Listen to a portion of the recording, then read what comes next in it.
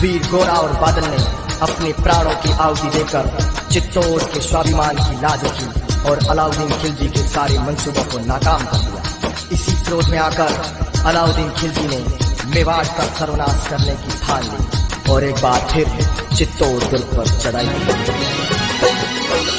घेर लिया चित्तौड़ दुर्ग को, बंद किया